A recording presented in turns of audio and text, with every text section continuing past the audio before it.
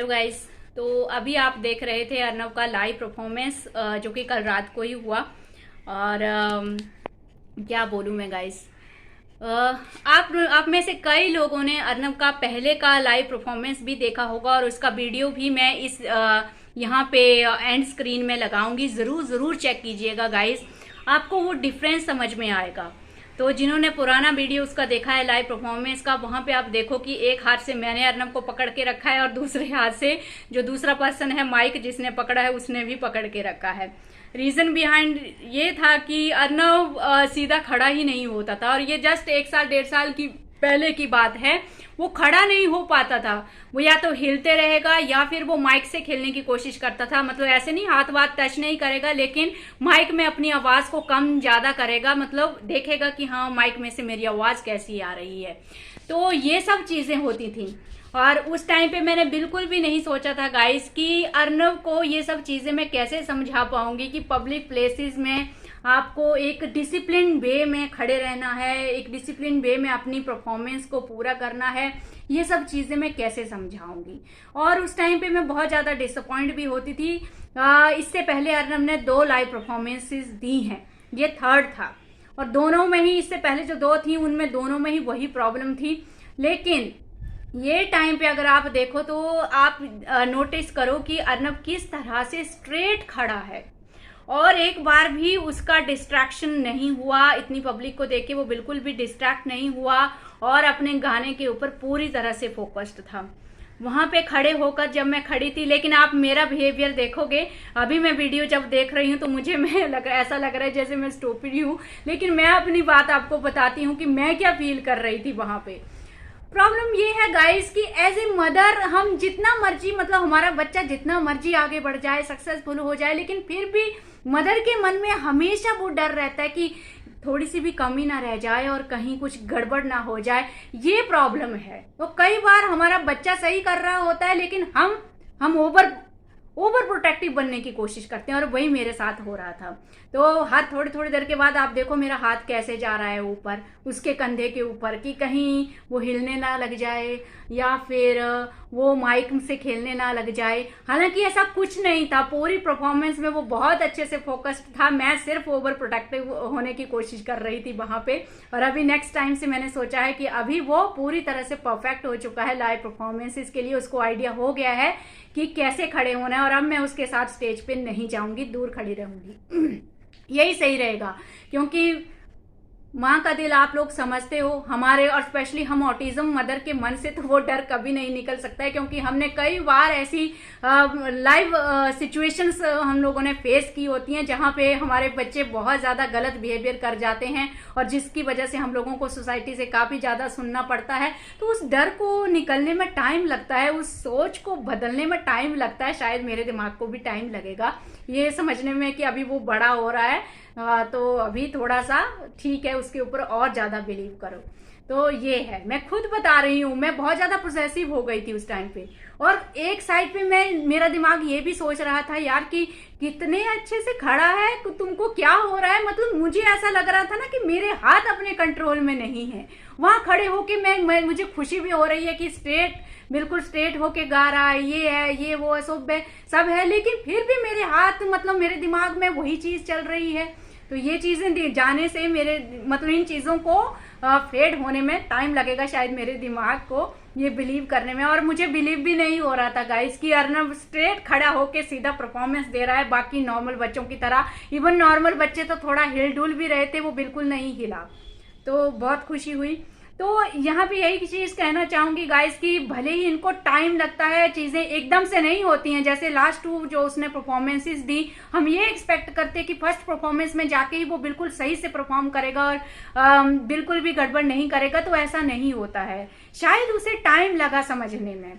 तो मैंने देखा कि जब बाकी बच्चे परफॉर्म कर रहे थे, ये थोड़ा बड़े लेवल का था, तो बाकी बच्चे बहुत अच्छा परफॉर्म कर रहे थे गाइस। क्लासिकल म्यूजिक में कुछ बच्चे बहुत अच्छे थे और अर्नव लाइक इतना सीरियस होके उनको सुन रहा था क्योंकि कुछ अच्छा गा रहे थे, तो बाकी भी अच्छा गा रहे थे लेकिन कुछ बहुत ही अच्छा गा रहे थे।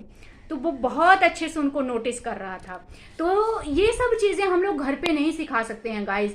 घर पे आप जितना मर्जी बक कर लो कि ऐसे नहीं करना है, वो नहीं करना है, हालांकि उसको पूरा सिनेरियो पता होता है। मैं उसको समझाती हूँ, अभी थोड़ा लैंग्वेज का लेवल भी उसका बढ़ा है, तो मैंने उसको बताया था कि हाँ आपको ऐसे माइक में गाना गाना है, फिर आपको प्राइज मिलेगा, प्राइज में आपको चॉकलेट मिलेगी। ये तो मैंने झूठ ही बोला था, लेकिन स्टिल वहां पे मैंने देखा सच में हर बच्चे को परफॉर्म करने के बाद 2-2 चॉकलेट मिल रही थी 5 स्टार। तो अर्नव को वो भी था कि अब मुझे चॉकलेट भी मिलेगा। सो चॉकलेट तो एक अलग चीज है, अगर वो लोग नहीं देते तो मैं दे देती, लेकिन फिर भी अब एक ऑटिस्टिक बच्चे को अपने आप को पूरी तरह से कंट्रोल करना, घर पे हम लोग पूरा वीक उसको खड़े होके प्रैक्टिस करा रहे थे, वो एक बार भी मतलब स्ट्रेट खड़ा नहीं हो रहा था। तो मैंने सोचा चलो थोड़ा बहुत भी हिलता डुलता ऐसे ऐसे करता है, वो हिलता डुलता रहा तो भी कोई बात नहीं है, लेकिन वहां पे जाके कोई प्रॉब्लम नहीं आई, तो ये सुकून है। सो यहाँ पे एंड में मैं बस यही मैसेज देना चाहती हूँ गाइस कि अगर आपके बच्चों में कुछ टैलेंट है और आप चाहते हैं कि मतलब ये नहीं है कि लाइव परफॉर्मेंसेस के लिए ही, अगर कुछ टैलेंट है तो उसके लिए आप प्रोफेशनल को अप्रोच करो, प्रोफेशनल से सिखाने की कोशिश करो। ऐसा नहीं सोचना है कि कोई प्रोफेशनल मेरे बच्चे में कैसे, मेरे बच्चे के बारे में क्या सोचेगा, वो उसको सिखा पाएगा या नहीं सिखा पाएगा। डेफिनेटली आपको फर्स्ट टाइम या सेकंड टाइम भी कोई सही सिखाने वाला नहीं मिलेगा, लेकिन जैसे जैसे आप हाथ पैर मारते रहोगे, कोशिश करते रहोगे, एक को छोड़ोगे, दूसरे को पकड़ोगे, तीसरे को पकड़ोगे, कोई ना कोई आपको सही आदमी जो है वो जरूर मिल जाता है। और हम लोग भी यही कर रहे हैं। अभी एक म्यूजिक टीचर उसको घर पे आते हैं, दूसरा हम लोगों ने अभी जहाँ पे ग्रुप में बच्चे सिंगिंग सीखते हैं वहां पे अर्नव को ज्वाइन करवाया है। हर जगह पे हम लोग कोशिश कर रहे हैं जहां से उसे बेटर सीखने को मिले, जहां कोई टीचर ऐसा हो जो बिल्कुल पिन पॉइंट अर्नव को समझ जाए। तो अभी तो दोनों ही केसेस में ये दोनों टीचर भी मेहनत कर रहे हैं उसके ऊपर, और मुझे भी साथ में मेहनत करनी पड़ती है। और अर्नव तो मेहनत करता ही है, नो डाउट सिंगिंग में बहुत ज्यादा मेहनत करता है वो। एक और बात गाइस, लोगों के बारे में मत सोचिए। ऐसा नहीं है कि अर्नव बिल्कुल स्टार्टिंग से, मैंने आपको बताया ना लास्ट 2 परफॉर्मेंसेस वो कैसी थी उसकी, तो यहाँ पे आपको हमारे, अगर मैं अपनी बात कहूँ तो हमारे साथ भी ऐसा हो चुका है कि कई बार मतलब अर्नव जस्ट रेडी होता है गाने के लिए कि, लेकिन फिर भी कुछ लोग ऐसा बोल देते हैं कि ऐसे बच्चों का क्या भरोसा है, स्टेज पे जाके क्या कर दें, हमारा फंक्शन खराब हो जाएगा तो हम इनको नहीं ले सकते हैं। तो ऐसा हमारे साथ हुआ है, खुद मेरे साथ हुआ है। और वही चीजें नेगेटिव जो होती है ना, नेगेटिव सोच जो होती है ना लोगों की, वो आपकी सोच को बदल के रख देती है। तो पहले हम लोग डरते थे कि क्या ये इस लायक है कि ये लोगों के बीच में जाके परफॉर्म कर सके। तो ये सब चीजें तब और भी ज्यादा हमारे अंदर आई कि ठीक है अब हम लोग बहुत हो गया, अब हम अपने डर को अपने ऊपर हावी नहीं होने देंगे, अब हम लोग बिल्कुल भी नहीं डरेंगे सोसाइटी से। और जितने भी कंपटीशन होंगे, जितने भी जगह पे सिंगिंग का होगा, हम हर कंपटीशन में अर्नव को पार्टिसिपेट करवाएंगे। तो कॉलोनी में बहुत ज्यादा होते हैं, तो अब हम लोग धीरे धीरे किसी चीज से नहीं डर रहे हैं, धीरे धीरे हम लोग भी कॉन्फिडेंट हो रहे हैं। और अर्नव तो अभी बहुत ज्यादा कॉन्फिडेंट हो रहा है, आपने देखा ही है परफॉर्मेंस में। तो लोगों के बारे में मत सोचो, लोग ऐसे लोग भी हैं जो हमें बहुत ज्यादा सपोर्ट करते हैं, जिन्होंने हमें रियलाइज करवाया कि अर्नव को अभी एक स्टेज की जरूरत है। अभी वो जितना यूट्यूब पे गाता है उससे कहीं ज्यादा उसे एक लाइव स्टेज की जरूरत है। तो आप लोग वहां पे ट्राई करो। बहुत सारे लोगों ने हम लोगों को सपोर्ट किया उस चीज के लिए। तो सोसाइटी में हर तरह के लोग मिलते हैं जो आपकी टांग पीछे खींचेंगे, आपको कभी भी सक्सेसफुल नहीं होने देंगे। और ऐसे भी लोग मिलेंगे जो बिना किसी स्वार्थ के आप लोगों को हमेशा सपोर्ट करते रहते हैं। So think about only about your child, सिर्फ बच्चे के बारे में सोचिए। तो अगर हम लोग भी उन 2 परफॉर्मेंसेस से डिसअपॉइंट हो चुके होते तो फिर शायद हम लोग स्टॉप कर देते कि नहीं ये पब्लिक में परफॉर्म नहीं कर सकता। और आज अगर हम लोगों ने उसको चांस नहीं दिया होता तो हमें कैसे ये चीज पता चलती कि वो भी एक नॉर्मल बच्चे की तरह एक बढ़िया परफॉर्मेंस दे सकता है। सो ये मैंने आप लोगों के साथ इसीलिए शेयर किया है। मैंने आपके साथ पुरानी परफॉर्मेंसेस के बारे में भी शेयर किया, इसके बारे में भी शेयर किया, जस्ट आप लोगों को ये समझाने के लिए कि चेंजेस जरूर आते हैं। कोई भी, ना तो कोई नॉर्मल बच्चा ऐसा होता है, ना कोई ऑटिस्टिक बच्चा ऐसा होता है जो फर्स्ट टाइम ही सारी चीजों को सीख समझ ले।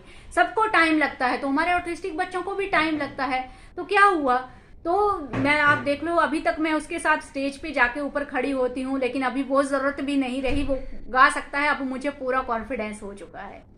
सो इस वीडियो को मैं यहीं पे एंड करूंगी और डेफिनेटली बहुत बहुत थैंक यू आप लोगों की ब्लेसिंग के लिए। और इसी ब्लेसिंग की वजह से ही कहीं ना कहीं अर्नव में इतना अच्छा इम्प्रूवमेंट आ रहा है। बहुत बहुत धन्यवाद गाइस।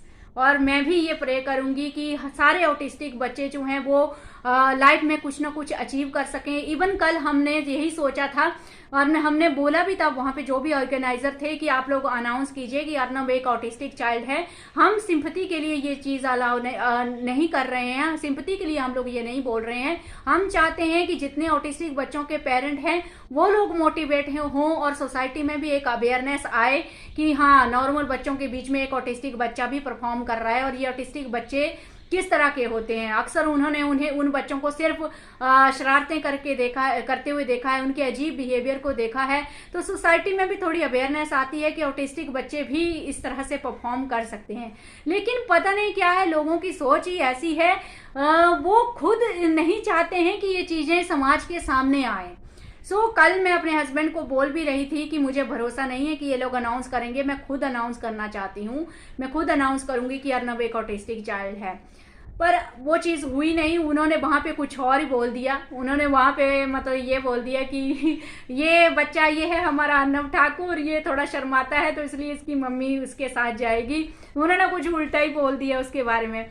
तो मैं नहीं चाहती थी कि ऐसा, मुझे कोई दिक्कत नहीं है हम लोगों को, तो हम चाहते थे कि सीधा वहाँ पे अनाउंस किया जाए। तो वो चीज़ें अभी मैंने आगे से सोचा है कि अब जहाँ भी वो लाइव परफॉर्मेंस करेगा तो मैं उसकी इंट्रोडक्शन दूंगी एज एन ऑटिस्टिक चाइल्ड, और ज़रूर दूंगी वहाँ पे।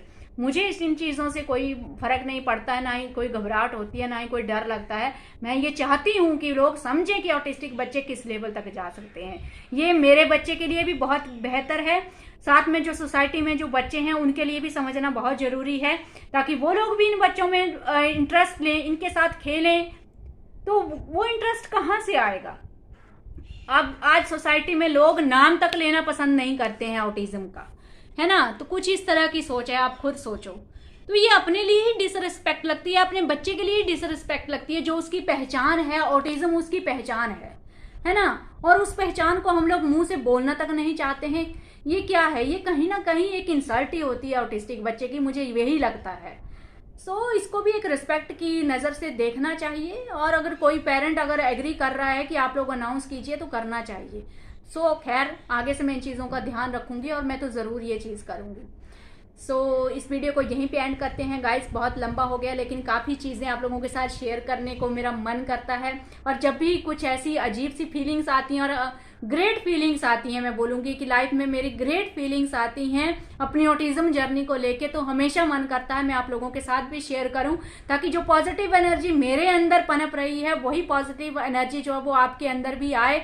और डेफिनेटली जब पॉजिटिव एनर्जी हमारे अंदर होती है तो एक तरह से मिरेकल होता है, हमारे अंदर बहुत ताकत आती है, जिसके जरिए हम लोग अपने बच्चों को बहुत अच्छे तरीके से सपोर्ट कर पाते हैं और उन्हें एक लेवल तक पहुंचा पाते हैं। Thank you very much.